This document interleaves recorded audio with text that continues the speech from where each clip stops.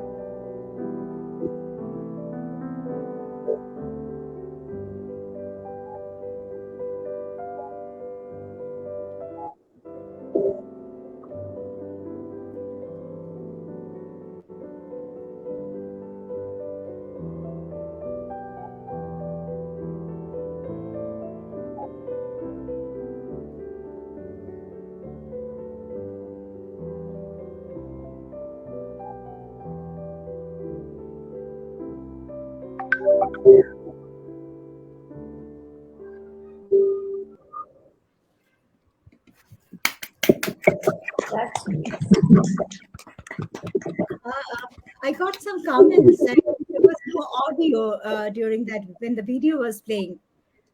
Was there any audio? Yes, There was some, music. yeah. Okay. So, in the last 2 years, we have collaborated with 55 inclusion experts, as you have just seen, and neurodiversity advocates from all over the world. In our first episode, we had Dr. Stephen Shore as our guest. Here he is today as well, joining us from New York. Hi, Stephen. Welcome to Let's Talk Inclusion once again. How do you feel to be back on the 50th episode, Stephen? Oh, well, it's wonderful to be back. on this episode. I remember that first day when we opened our series 2 years ago. It was wonderful to present for you at that time. And I've seen so much good information being shared by so many professionals and parents and others who are involved in making fulfilling and productive lives for autistic people the rule rather than the exception. So it's great to be here. Thank you very much, Stephen. Thanks for all your support. Blessing Ingyape is a founding member of I for Inclusion, participated in a number of episodes, and is here today once again. Hi, Blessing. Welcome back. Hi, thank you so much. It's always good to be here. It brings back memories of how we started during COVID, just because we wanted to reach out to families who couldn't, take their kids out to school, couldn't get help. And here we are, 50 episodes. Well done, Manobina. Thank you. Thank you very much, Blessing. Caroline Hill and Sreepriya Bhowmik helped us to grow and have always been by our side in the last 2 years. Caroline is joining us from the UK and Sreepriya is currently from Myanmar. Hi, Caroline. Hello, Sreepriya. Welcome to your 50th. I'm delighted to have you both on the milestone episode of Let's Talk Inclusion today. Go on, Sreepriya. Thank you so much. And I've learned what is determination from you. You really are an inspiration. Like, single-handedly doing it, and I'll always be there. So yes, you're doing an amazing job. So I, really I, proud to I be part of your journey. I did it with all your support, Shripriya. Without that, I couldn't have done anything. It was not single handed, it was with all your support, with all of your support, I should say. We are always there. We are all working for the same cause, and we all will be together in it. So together we will make the change. Otherwise, yeah, people can talk, but we are doing it. So we'll do it together. Thank you very much, Oh, Shri. 100%. And I just want to congratulate you, Manobina. Your enthusiasm to ensure that everybody is included, no matter where their starting point is, no matter where they've come from, what their culture is, what resources they have. You've always had a heart to meet need and to show that young people can achieve absolutely anything with the right support. So I just love this group. I think it's absolutely incredible. The diversity of it is incredible. And I think it really is something quite unique and special to any social media platform. So please continue. May we be celebrating 100, 200 in the years to come. I just think it's an absolutely fantastic resource and well done. Thank you very much, Caroline. Thanks a lot.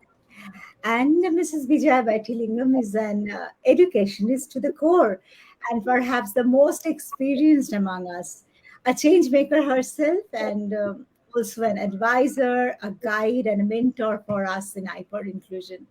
She's joining us from Mumbai, India. Hello, ma'am. Welcome. Hello, Manobina. Congratulations for this golden episode. And I have heard all of you in various episodes.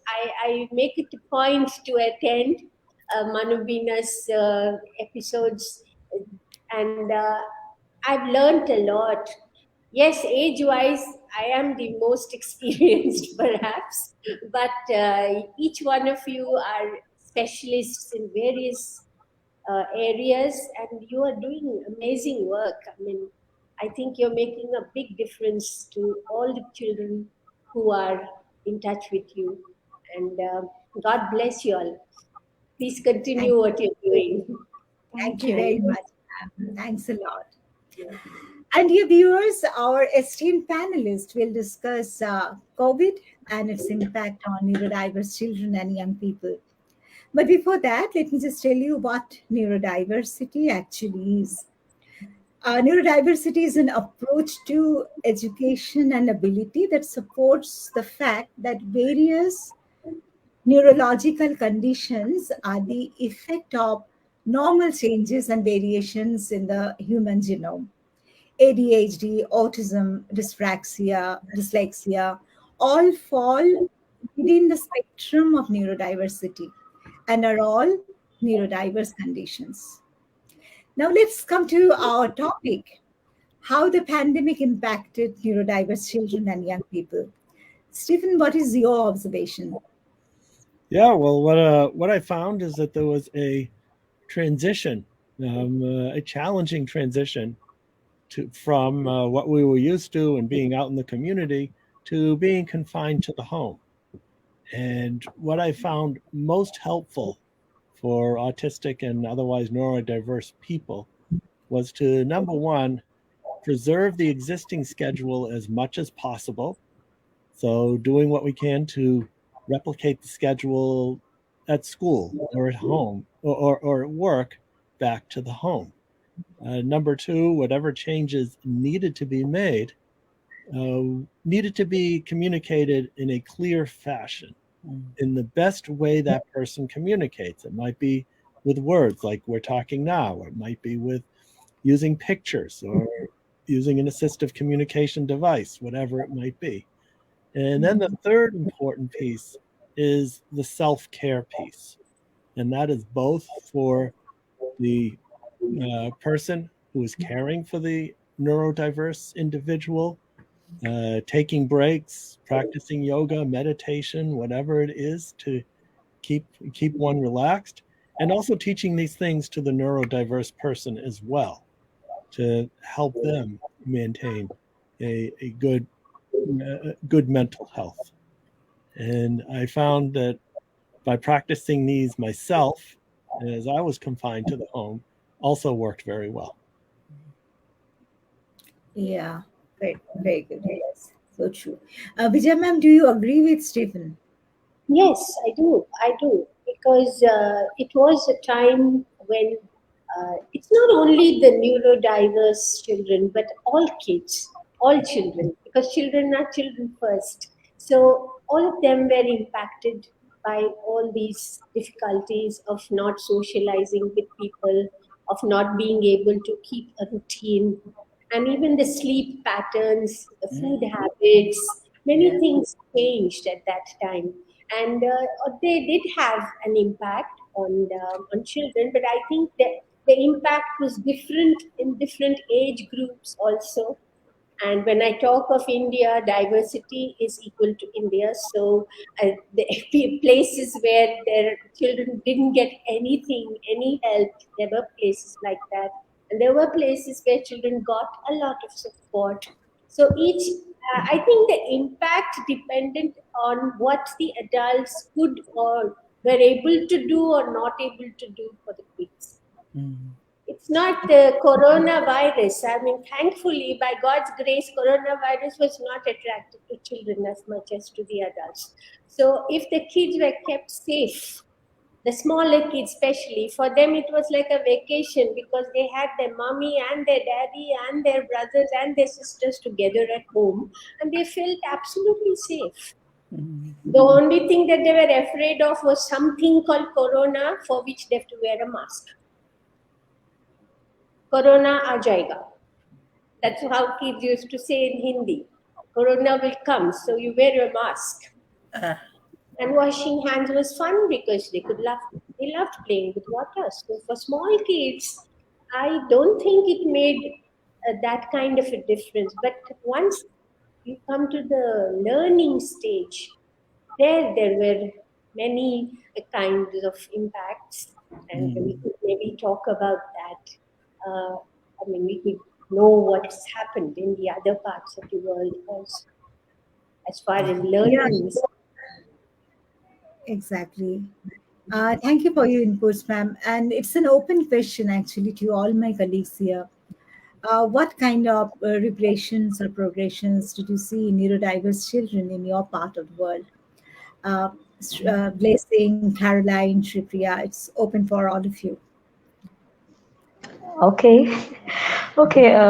Over here, I think one of the things I remember clearly is that most parents who have neurodiverse kids, especially in the line of dyslexia, who never really knew their kids were struggling, began to see how their kids were struggling because in school, it looked like they would get the wrong reports or they would tell them, don't worry, your child is catching up.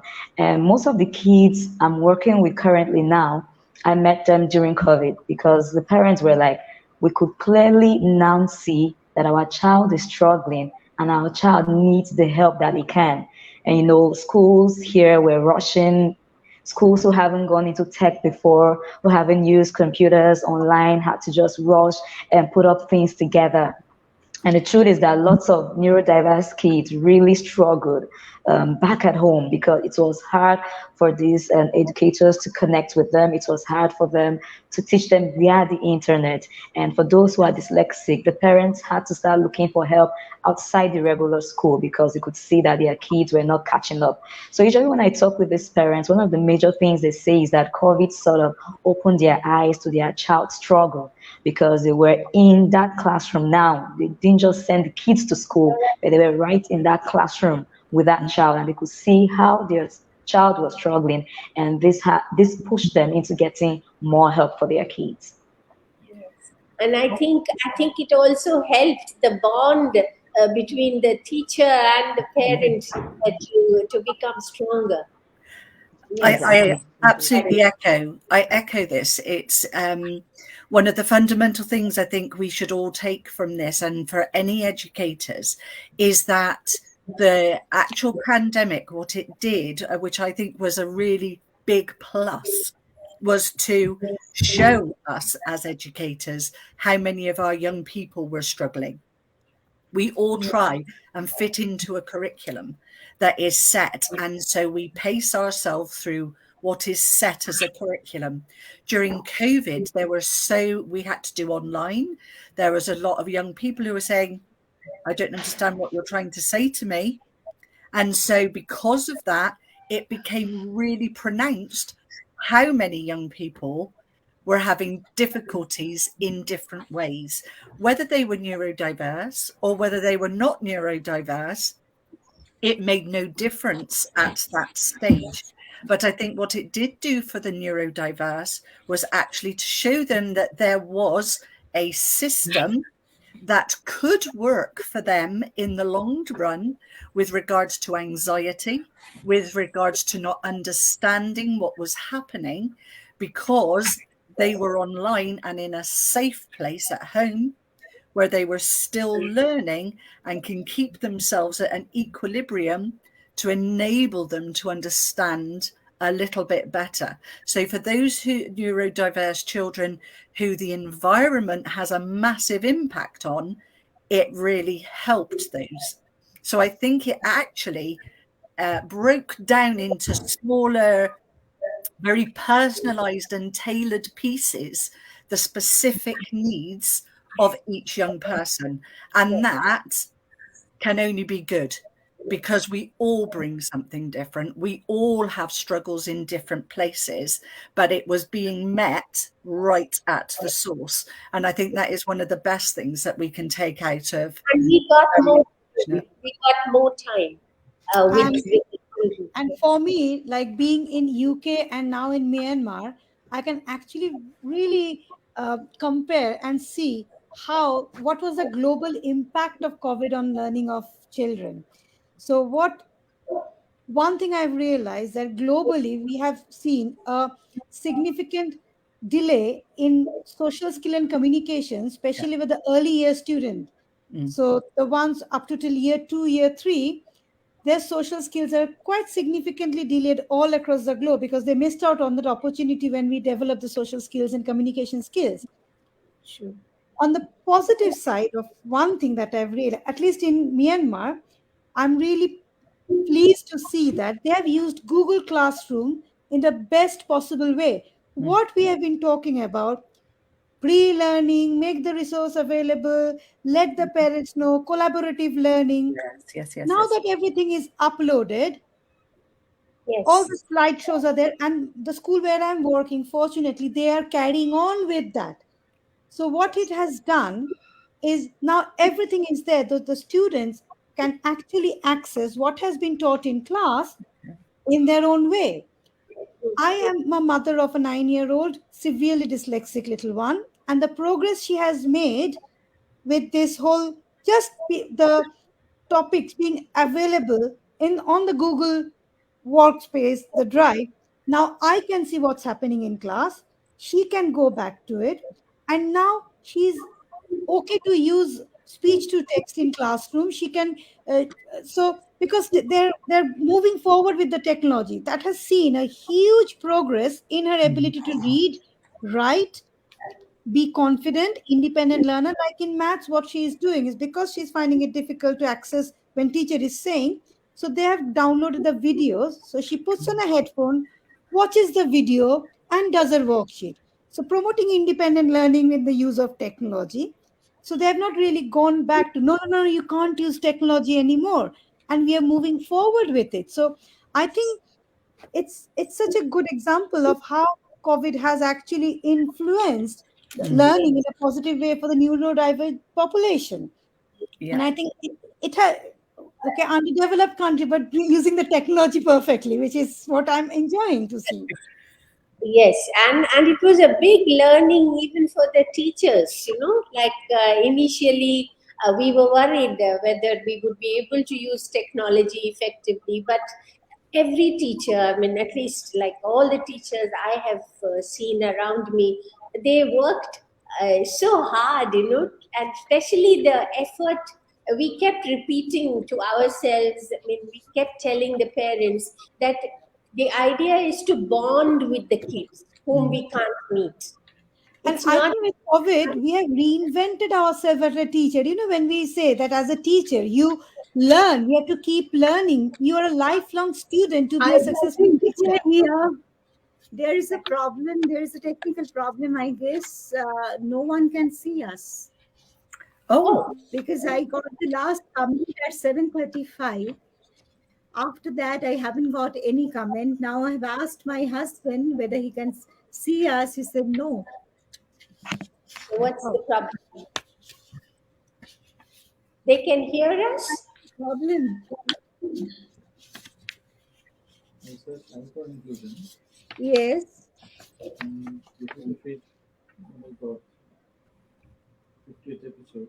That's all I can see. It's not live, but here it is live here. What to do? you It could says always that it continue with says the that the discussion and content is then. not available. Someone has commented after 7:35. So So if it's, are you recording this, Manobina? I'm not. Yeah, it is getting recorded, but I am live. It's till now I'm live. What to do? Can you please see just in your Facebook page if you just I, go on your. I I'm on my Facebook. It says the content is not available right now. But why is it so? Maybe it needs to be processed.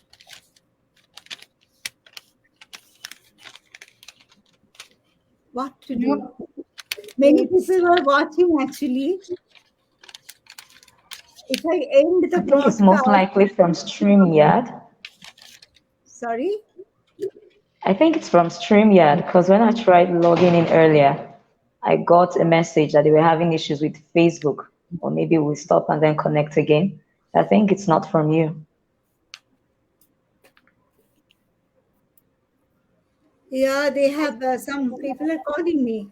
Yes, Kavita ji, it's not coming, but you can't hear.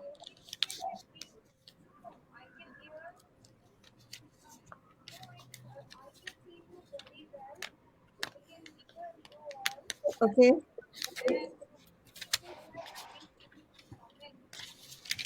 All right. You cannot comment. All right. All right. Okay. Thank you. Yes. Can you see us? And you can, but you can't comment. Is it like that? No, it hasn't come actually. Anyway, thank you very much for the feedback. Thank you. So I have got two calls, and two people said that they can see us, they can hear us as well.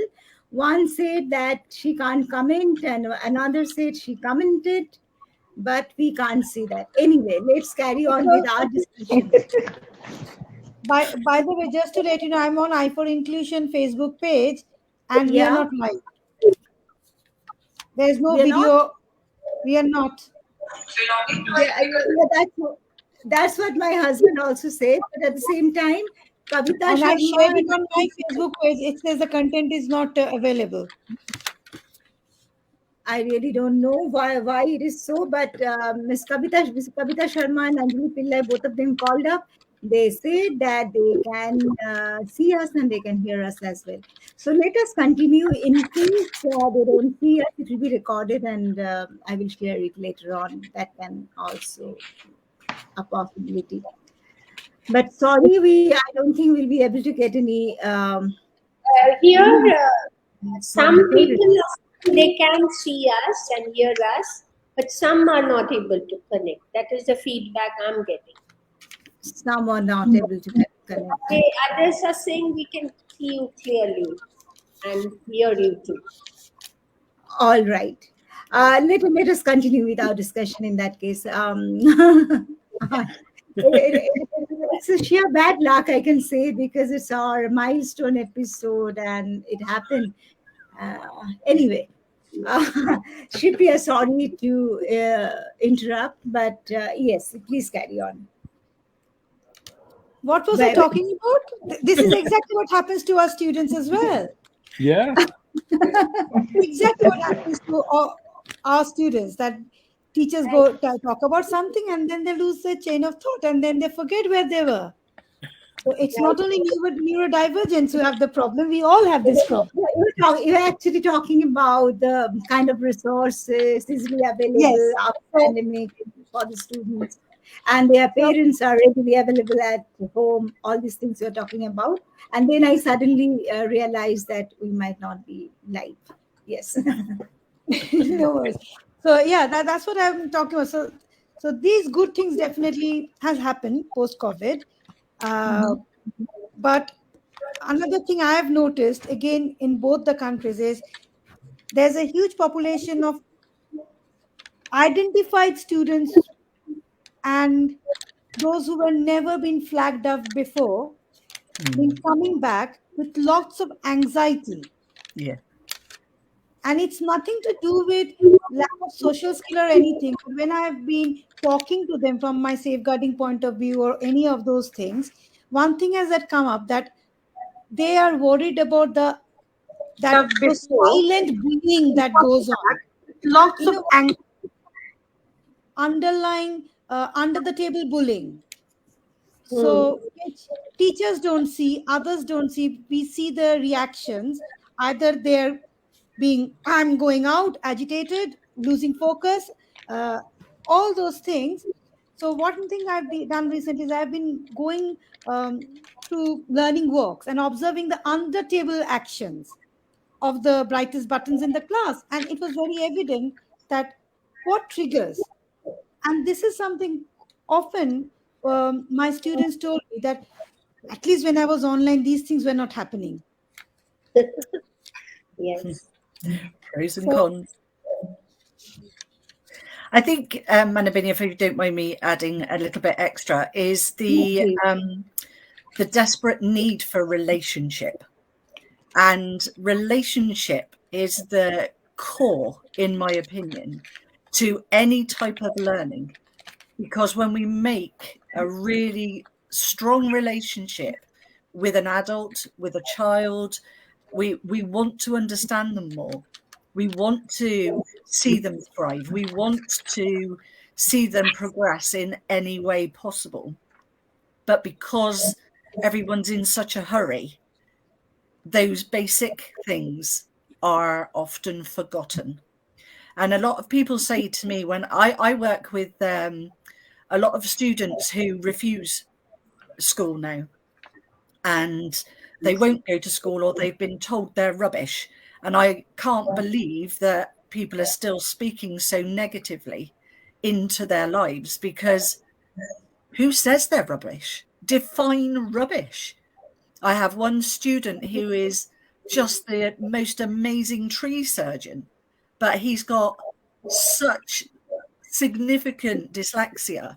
He can't put his words together. He can't write anything. He can't spell anything. But my goodness, he knows his way around a tree. and around the environment, and he has such skills in that area that he is loathed to try and develop because he's been told he's rubbish. If I can say nothing else, as educators, please do not speak negatively into our young people's lives. It has the greatest impact. They may not get their GCSEs, they might not get their diplomas, but they'll remember being told they were rubbish. They will absolutely remember being told that your hair's a funny colour, that you smell a bit different, that you can't do what I can do. That is the most evil thing of education with regards to humanity, because we like to pick fault with others. And that's not, I'm speaking as a British person, and I'm sure it is worldwide. As human beings, that children look for power, they want to feel safe, they want to feel that they belong, but they do not yet have the skills to be able to use the right words at the right time. So as educators, as adults, as people who have a massive responsibility on the lifelong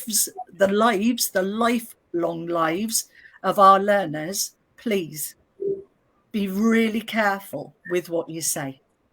Yeah, I think there's an extension to that. True. And that is be very careful about what you say around people who you think may not be listening or may not understand.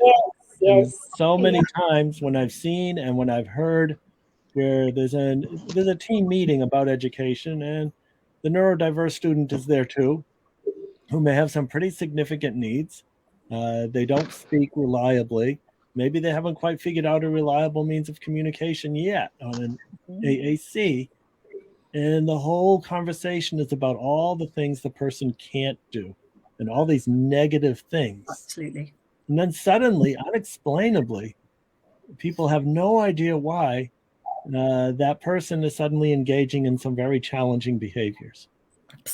Absolutely. 100%. So we must assume, assume competence that people understand, and it's our job to figure out a way to develop that reliable means of communication, and that person understands everything that's being said. Yes. Yeah. I can say something here with your point is recently I've kind of introduced the system in the school where I'm working because I'm sick and tired of this behavior monitoring chart. I just hate it from the core of my heart. Continuously telling them what they do. It's a constant reminder of what they do, not what they should be doing or what we are expecting. So I've introduced in primary is smile collection booklet. So teachers know what their targets are, and I work with the students telling them what can get them smiles. And so they have to collect smiles every day about whatever they have done. And so they can collect as they set their own targets. By this week, I'm going to collect 40 smiles. Fine, teacher, I've been happy. You have got a smile. Teacher, you should know what your targets are. The child should just be happy. Oh, I did this, and that's why I got a smile.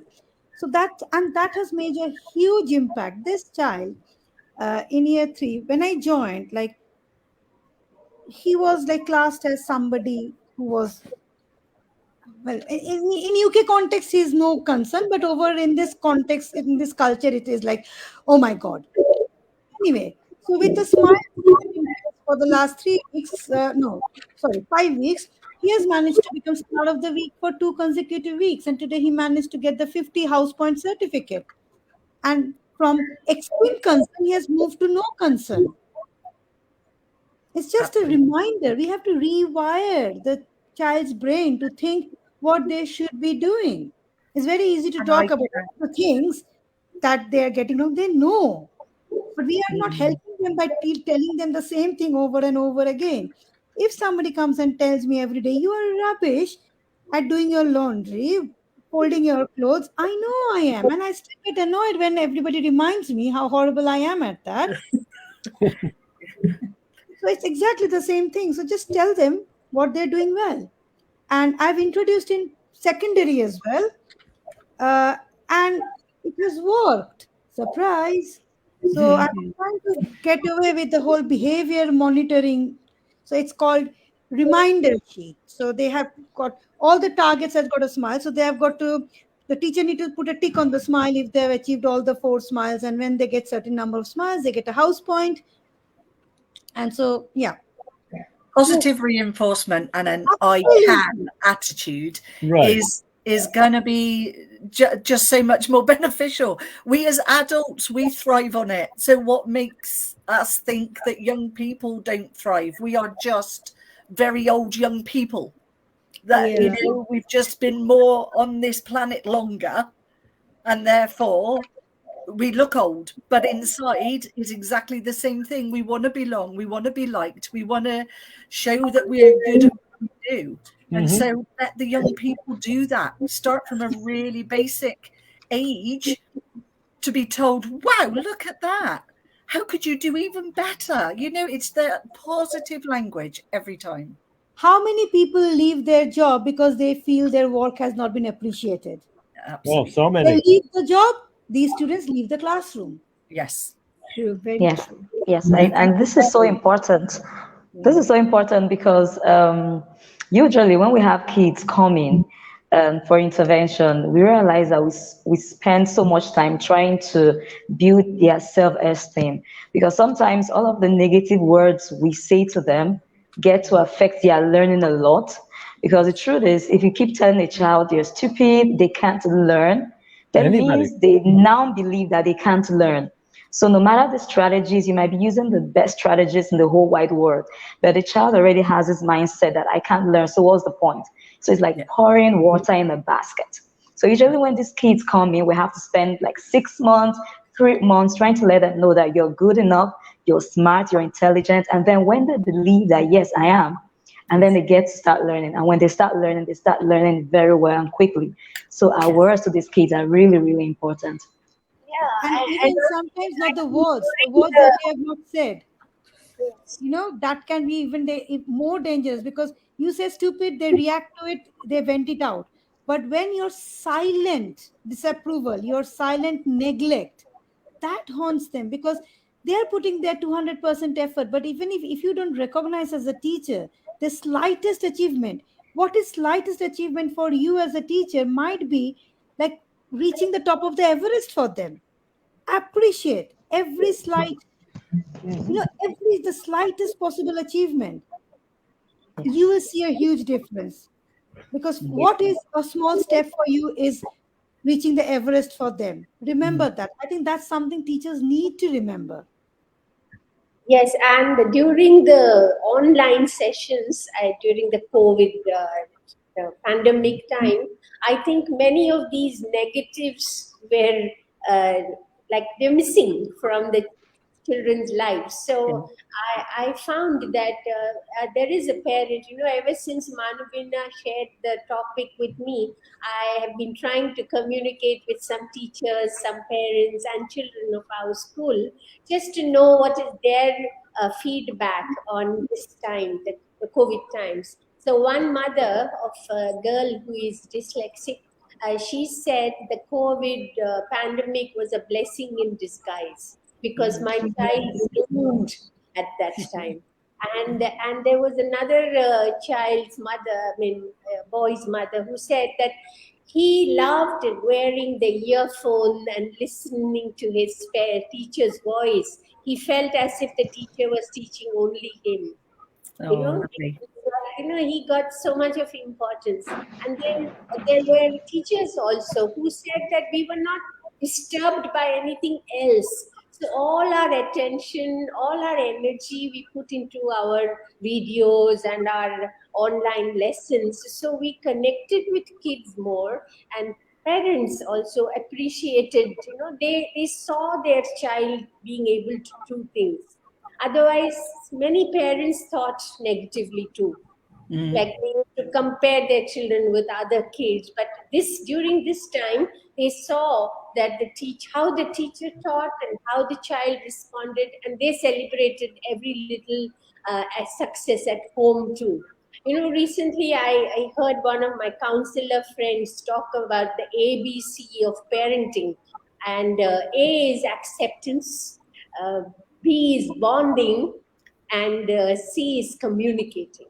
If these are in place, then parents' relationship with children will be excellent. But I think we can apply that to any person who is connecting to kids, teachers, especially in the school. Yes, Manobina. I just want to add here something. Whatever you all are saying, I completely agree with them. But I personally felt all children, irrespective of their learning styles and cognitive preferences, had a regression in their social skills. I'm associated with a school where I can meet both neurotypical and neurodivergent children and young people every day. Lack of energy is something which I can see commonly in almost every child. They stayed in the comfort of their home for nearly 2 years with no school, no playground, and no exercise. They did. Even they find it difficult during the games period in school. Our sports day is approaching. 100-meter running race is has become very difficult for children who are in their secondary schools even. Childhood And obesity was very commonly seen. yeah, Uh, sorry. Childhood obesity was very Yeah, common. yeah, yes, yes. That is a Obesity. negative impact, I think, it's, on everybody, every child, and some inappropriate behavior in school situation, lack of discipline have also become quite common these days. That's what And I think I know about. extra screen time and getting into all these Instagram and all kinds of media exposure, that also did cause Yes, some kind of an impact on they kids. used to lie down in front of the computer while they were in online classrooms. But now, just sitting in the classroom for like 4 or 5 hours in a school, typical school day, it has become extremely difficult for them. That's what I have noticed in our school. There's So, definitely been a regression in fine motor skill. Definitely, there's been a regression in that And I area. think also language development. We learn language by socializing, by imitating people. So the process of language development got slowed down during the COVID because we Yeah, did not especially in talk the early enough. years. Yes. I think it's also emotional resilience that they have really struggled with, because Yes. when you're in your home, you don't have to think about anybody else. You don't have to consider anybody else. It's your rules and your rules only. So then all of a sudden to go back to being told what to do when you've ruled the roost and you've been able to decide when you get up and when you eat your breakfast, and if you want to do The your routine. lessons in your pajamas, you can. But and again, but what I really do believe is that we have to teach our young people how to do that. We've got hindsight. We know what it was like pre-pandemic, but we have to show those who don't know what it was like pre-pandemic what to do. So it is almost another program of intervention, because they've missed, especially those in early years, especially those in key stage 1. Yes, They'd yes. missed everything, and parents, they didn't know what to do. They were in a state of confusion. They were in a state of upset. They were in a state of, oh my goodness, what's happening to the world?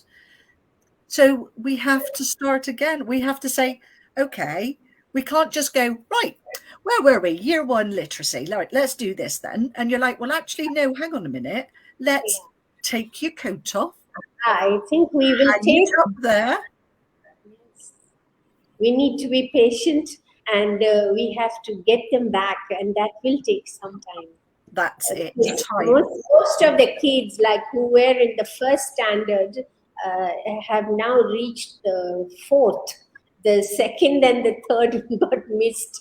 So exactly. my own grandson, he says that I was in the fourth before COVID, and now I have reached the seventh. Like during his sixth, the school reopened, and he says, I don't know what fourth and fifth was like. Yes. And So some that of the students in secondary, they didn't even sit for their GCSE. Yeah. So they will do their board exams. They have got no clue about what board exams. They're all of a sudden in the university. we can see that difference in that batch of students in the 11th standard also. Yes. Those who just came to 11th and they did not go through that normal procedure of examination. Transition as well. Transition is so important. Mhm. Every stage of our young people's lives is all about transition. We have programs of work to support non-neurotypical children with transition, let alone those who might need extra pre-tutoring, extra ideas, extra pictures, extra experiences, extra visits, all of these things. Academics can be caught up at Yeah. some stage in people's life. Life skills to be able to manage the classroom, to be able to manage our behavior, to be able to manage our anxiety, to be able to manage interaction and communication, that has to be taught first. And it will take some time. I think teachers all over the world need some patience with this, because it will take a little bit of time for things to become what it was. And I also think our systems have a lot to answer for within that, because they don't have the for me, teachers are just the most incredible humans in the world. They give so much of themselves every single day, but the system that they have to work in causes them almost burnout, because they're forever trying to get to the targets that their country has set them. Whereas actually, let's look at the whole young person over a period of 25 years to say, how would we like them to be by the time they're 25? Because these are our future.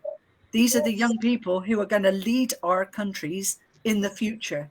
Would you rather have an academic who has no understanding of social interaction and diversity, or would you rather have somebody who knows it all in theory but has never done it in practice? Yes, and I think more than the neurodiverse children, the neurotypical children have also suffered a lot in these matters. Yeah. And what about the COVID brain fog? Oh, yeah. How is it? That's in the adults. I think before that, what I even remembered was for kids with autism. It might look simple, something as simple as using the mask was an issue for them, for kids who had sensory issues. So teachers and educators had to start focusing on how to make them comfortable with masks. And that was like another goal into the curriculum. So we took out more time now trying to get them comfortable using the mask instead of focusing on the curriculum. I don't think some of the kids ever got used to using that mask because of the sensory issues they had. Yes, absolutely. And look at something so small that can actually send them off for an entire day, and they can learn nothing. And also, masks had a huge impact on the learning of students with the hearing impairment, with those who are dependent on lip reading. So they came up with that transparent mask, but it would, it was not the same. And many students, actually, I've realized that those who haven't got identified hearing difficulty, say for example low frequency hearing loss or something similar, where it has not been diagnosed, and unknowingly they have been reliant on speech, like lip reading. That's their defense mechanism. That's how they have learned throughout their life, because they can hear. That doesn't mean they can listen. So to change the hearing into listening, they're dependent on the lip reading. So with the mask, the muffled thing became even more muffled, and that has caused a huge delay in their overall learning, which is being translated at, is the child dyslexic? Not really, because I recently assessed few students who were referred to me for being dyslexic, but they were not. It was just that when we went for the routine hearing check, and I kind of insisted they look into the frequency-based hearing loss and other things. Okay, so the mask, and then when you start taking the information from the students, it was very clear that they had kind of managed with lip reading all this time and working extra hard, and in the process nobody picked up on their issues with the hearing. Mm. So that is another thing which we completely missed out. We talk about autism and all those things, but all those other underlying undiagnosed learning needs or physical disabilities, we have never spoken about them. Mm. True. Very And I think the children missed all the therapies also during the COVID. Yes. Yeah, they did. Yeah, the And in some therapies. parts of the world, still COVID is being used for not providing the support they need. And also the parents to be able to support their young people. This is, we're lucky. We are specialists. We have spent our entire careers researching these things, and all of a sudden these parents have given birth to these absolutely glorious creations, but they don't think the same way as they do. And then all of a sudden they're like, well, where's my support? And parents do look to schools, because everywhere is so stretched these days. And those collaborative therapies where you can go as a family and learn things about each other and about how to support any type of diversity in any way has been lost. And so the parents then are just in a state of, what do I do? I've been left. Interestingly, to tackle this problem of parents, to build the parents' awareness and provide them with the support, what we have introduced in our school is every third Tuesday of a month, we are having this coffee morning. So we are picking up simple, like small topics each time to deal with. Like the next week, our topic is how to keep your children safe in future. We are not going to talk about, we are not saying it's a safeguarding awareness campaign for parents, but we will be talking about safeguarding, how to keep kids safe after being online, because we are seeing a big increase in unwanted behavior, like sexualized behavior, which you can tell that they have been exposed to through their online exposure, Hmm. through all the TikTok and all the social media handles, YouTube videos, and which has actually really affected the language development Mm, amongst the young and very young ones. Primary school students have been exposed to things that you would think that how on earth could you be exposed to something like that? mm, And so just making parents aware of certain things, because and that's been quite helpful. So we have done quite a few, like one with how to support reading, how to encourage time management, independent learning. So that has been quite popular with our students, and we have been asked whether we will be doing it for the parents of neurotypical kids. So this is something we are trying to do, which is kind of quite nice. Well, you bring Yes. up a very important point, and that is what is good for autistic people, and we can expand that to neurodiverse people, tends to be good for everybody else. yes. Yeah, Yes. Really, what we're talking about are extensions of good practice. It might be Yeah. good therapeutic practice or educational practice or employment practice, whatever it might be. That's the first requisite in inclusive education. Good teaching, innovative practices, Right. which will Good help all. teaching practice. we are trying to implement this whole school policy of using dyslexia friendly font Hmm. as a standard font. The school, all the teachers need to use for every single, Right. presentations they do or everything they do. And we are trying to persuade the teachers, slowly drip feeding, slowly it will change, that when you're doing a presentation, don't do it on black on white, so Hmm. change the background. And it's kind of quite, it's helping. Some of the teachers have taken it on board. It's become, it's nice to see that. So some things like changing it as a whole school policy, which can make such a huge difference. Mm, Yes. And I think now that we have all understood that online we can do many things, uh, we should not stop. We Yeah. must keep that going, and a hybrid approach should be used by every school, because it's not only as a supplement for emergency, but it must be complementary to what is happening in the school. So there are certain things which should continue in the hybrid mode, and certain things which should continue in the regular live classroom mode. We should not stop using technology. I think that is Actually, Right. actually, what has happening in the school where I'm quite like proud of the school where I'm working. They're carrying on with the hybrid module. So if the student is missing school, whether they're going on a holiday or whether they're going on, you know, they're off for a reason, They've they got online. they can go online, and it's Brilliant. absolutely acceptable.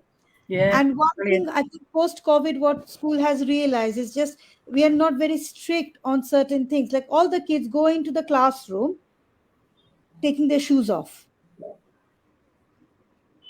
And so they can wear socks or they can wear their slippers. As long as you are out and about, you have to have covered feet. But in class, they're all allowed to sit however they want. And the classroom low level disruptions has gone down significantly.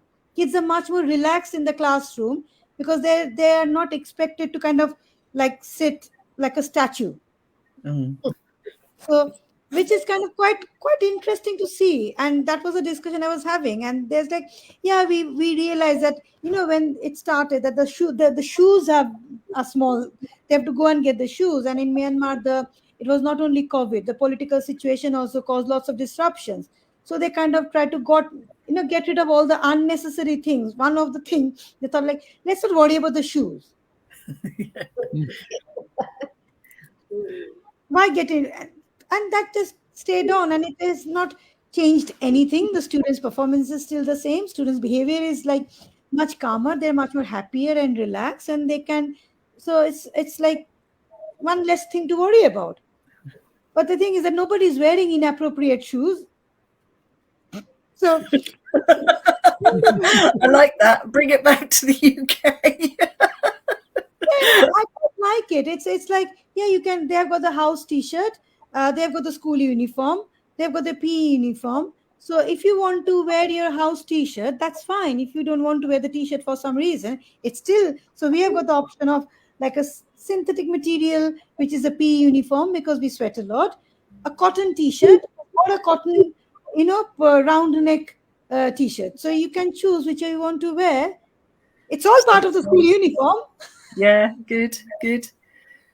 Taking into consideration those sensory needs, because so many people still do not understand the impact of the sensory difficulties young people have, which consumes them before they've even stepped through the door of a school. And so they expect them to be able to do all their academic studies when all they can think about is that itches, that doesn't feel right, I'd feel uncomfortable. When am I going to be able to take this off? This is annoying me. This is irritating me. And it's all consuming. So, if you can if you can find things that anybody can wear to feel. We had one student in year 2 when I first joined. He would come to school wearing a proper long coat and a tie on top of his T-shirt. Nobody was bothered about it. We were more bothered about, come back to school, let him settle down. And slowly we started working on it with him on why it's not. Then we got rid of the tie. Now he comes to school wearing school uniform. So we never got into a fight about he cannot enter the school, he cannot do this. Like everybody, oh, you're looking really good. And then slowly, once he was settled into the school, we all realized that, okay, 2 years without school, only in year 2, he wants to be like his dad. And so because obviously his dad was attending all the Zoom calls and everything, wearing dressed formally. So he just wanted to be his dad. That's absolutely fine. You're only in year 2.